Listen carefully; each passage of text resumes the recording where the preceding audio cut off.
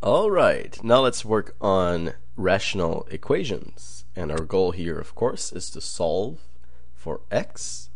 And before we even get started, let's take a look at restricted values. We're going to have to look at the bottom of the fractions here, the denominators. And we know that x minus 1 in both occasions cannot be equal to 0. So we know that x cannot be equal to 1. Because if x is 1 and we plug it back in here, we're going to get a 0 on the denominator, and that's just not allowed. So keeping that in mind, let's just work on the equation and solve for x.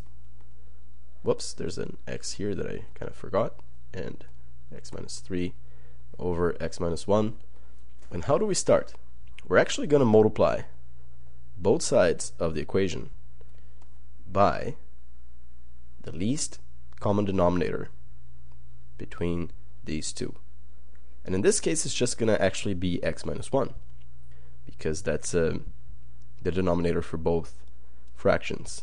So we can write an x minus 1 over here and an x minus 1 over there. Here we go. And what's going to happen now? Well, the x minus 1 is going to cancel out with that x minus 1 over here, and same thing over there. So that's convenient, because that way just basically get rid of the fractions altogether. We just have 2x being equal to x minus 3 now. Okay, so we want to isolate x and solve for x. So I will take this x over to the left side of the equal sign by subtracting x from both sides of the equation. So 2x minus x is just x. I can bring the negative 3 down, and here we have x equals negative 3. Now we look back at the restricted values. The restricted value was just 1. We came up with x equals negative 3.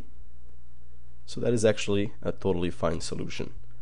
If we had found, say, x equals negative 1, or sorry, positive 1, looked back here, and that was a restricted value, we would have to reject the answer.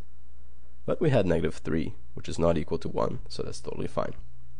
So right here we're done, and x is equal to negative 3.